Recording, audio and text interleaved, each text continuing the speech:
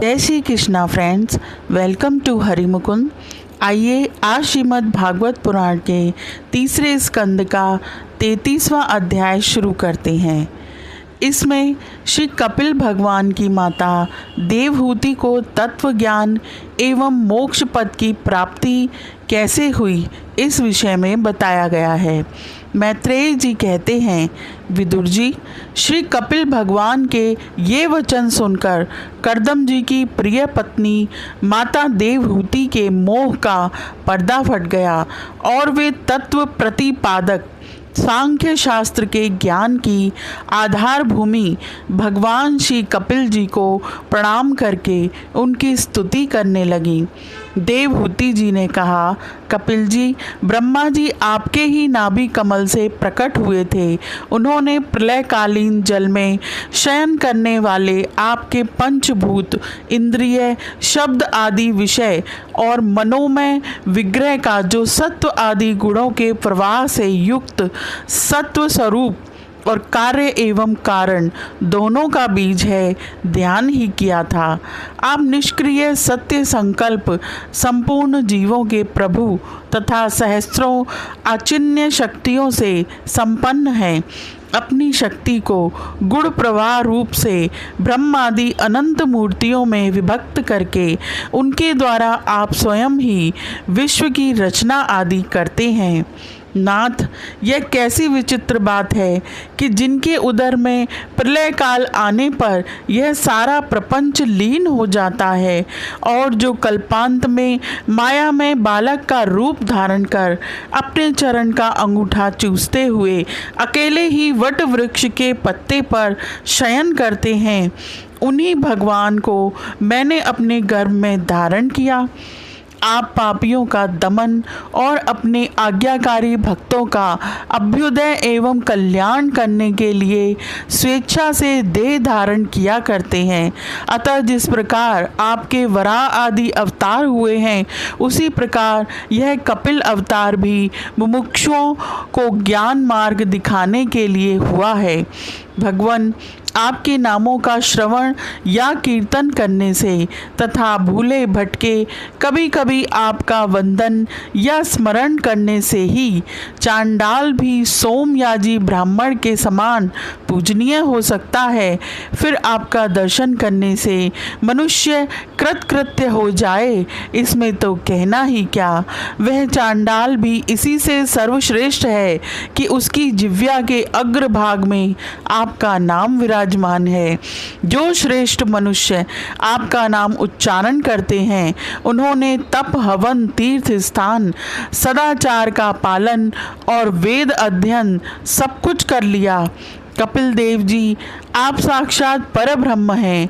आप ही परम पुरुष हैं।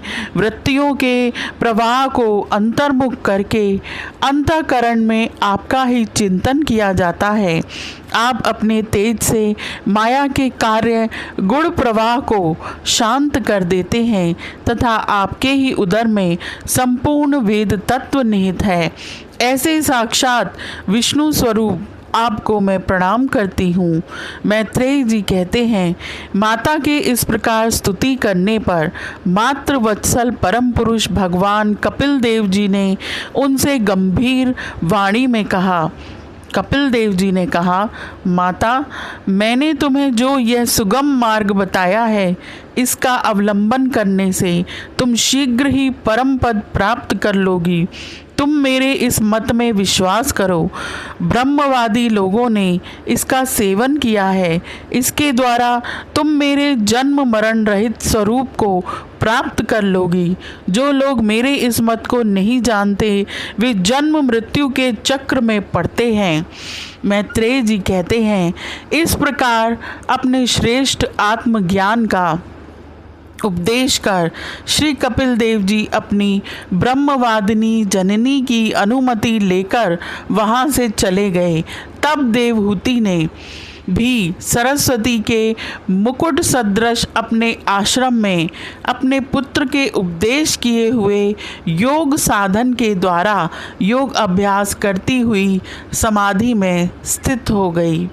उन्होंने प्रजापति कर्दम के तप और योग बल से प्राप्त अनुपम गारहस्थ्य सुख को, जिसके लिए देवता भी तरसते थे, त्याग दिया, जिसमें दुग्ध फेन के समान स्वच्छ और सुकोमल शैया से युक्त हाथी दांत के पलंग, सुवर्ण के पात्र, सोने के सिंहासन और उन पर कोमल गद्दे बिछे हुए थे, तथा जिसकी स्वच्छ स्फटिक मणि और महामरकत मणि की भीतों में रत्नों की बनी हुई रमणी मूर्तियों के सहित मणिमय दीपक जगमगा रहे थे, जो फूलों से लदे हुए अनेकों दिव्य वृक्षों से सुशोभित था, जिसमें अनेक प्रकार के पक्षियों का कलरव और मतवाले भौरों का गुंजार होता रहता था, जहाँ की कमलगंध से सुवासित बावलियों में करदम जी के साथ उनका लाड़ प्यार पाकर क्रीड़ा के लिए प्रवेश करने पर उसका देवहूति का गंधर्वगण गुणगान किया करते थे, और जिसे पाने के लिए इंद्राणियां भी लालायित रहती थीं, उस ग्रहोद्यान भी ममता उन्होंने त्याग दी। किंतु पुत्र वियोग से व्याकुल होने के कारण अवश्य उनका मुख कुछ उदास हो गया। पति के वन गमन के अनंतर पुत्र का भी वियोग हो जाने से वे आत्मज्ञान संपन्न होकर भी ऐसी व्याकुल हो गईं, जैसे बछड़े के बिछुड़ जाने से उसे प्यार करने वाली गौ अपने पुत्र कपिल देव रूप भगवान हरि का ही चिंतन करते करते वे कुछ ही दिनों में ऐसे ऐश्वर्य संपन्न घर से भी उपरत हो गईं। फिर वे कपिल देव जी ने भगवान के जिस ध्यान करने योग्य स्वरूप का वर्णन किया था, उसके एक एक अवयव का तथा उस समग्र रूप का भी चिंतन करती हुई ध्यान में तत्पर हो गई। भगवत भक्ति के प्रवाह, प्रबल वैराग्य और यथोचित कर्म अनुष्ठान से उत्पन्न हुए ब्रह्म साक्षात्कार कराने वाले ज्ञान द्वारा चित्त शुद्ध हो जाने पर वे उस सर्वव्यापक आत्मा के ध्यान में मग्न हो गईं, जो अपने स्वरूप के प्रकाश से माया जनित आवरण को दूर कर देता है। इस प्रकार जीव के अधिष्ठान भूत पर ब्रह्म श्री भगवान में ही बुद्धि की स्थिति हो जाने से उनका जीव भाव निवृत्त हो गया और वे समस्त कलेशों से मुक्त होकर परमानंद में निमग्न हो गईं। अब निरंतर समाधिस्थ रहने के कारण उनकी विषयों के सत्यत्व की भ्रांति मिट गई और उन्हें अपने शरीर की भी सुधि न रही। उनके शरीर का पोषण भी दूसरों के द्वारा ही होता था, किंतु किसी प्रकार का मानसिक कलेश ना होने के कारण वह दुर्बल नहीं हुआ। उसका तेज और भी निखर गया और वह मैल के कारण धूम युक्त अग्नि के समान सुशोभित होने लगा। निरंतर श्री भगवान में ही चित्त लगा रहने के कारण उन्हें अपने तपोयोगमय शरीर की कुछ भी सुधि नहीं थी, केवल प्रारब्ध ही उसकी रक्षा करता था। विदुर जी, इस प्रकार देवहूति जी ने कपिल देव जी के बताए हुए मार्ग द्वारा थोड़े ही समय में नित्य मुक्त श्री भगवान को प्राप्त कर लिया। जिस स्थान पर उन्हें सिद्धि प्राप्त हुई थी वह परम पवित्र क्षेत्र त्रिलोकी में सिद्ध पद नाम से विख्यात हुआ। योग साधना के द्वारा उनके शरीर के सारे दैहिक मल दूर हो गए थे। वह एक नदी के रूप में परिणित हो गया, जो सिद्धगण से सेवित और सब प्रकार की सिद्धि देने वाली है। महायोगी भगवान कपिल जी भी माता की आज्ञा ले पिता के आश्रम से ईशान कोण की ओर चले गए। वहाँ स्वयं समुद्र ने उनका पूजन करके उन्हें स्थान दिया। वे तीनों लोकों को शांति प्रदान करने के लिए योग मार्ग का अवलंबन कर समाधि में स्थित हो गए हैं। सिद्धचारण गंधर्व मुनि और अप्सरागण उनकी स्तुति करते हैं तथा सांख्याचार्यगण भी उनका सब प्रकार स्तवन करते रहते हैं।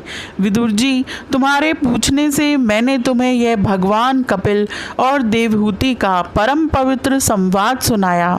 यह कपिल देव जी का मत आध्यात्म योग का गूढ़ रहस्य है। जो मनुष्य इसका श्रवण या वर्णन करता है वह भगवान गरुड़ ध्वज की भक्ति से युक्त होकर शीघ्र ही श्री हरि के चरणारविंदों विंदों को प्राप्त करता है। यह अध्याय यहीं समाप्त होता है। आज के लिए इतना ही। Please like,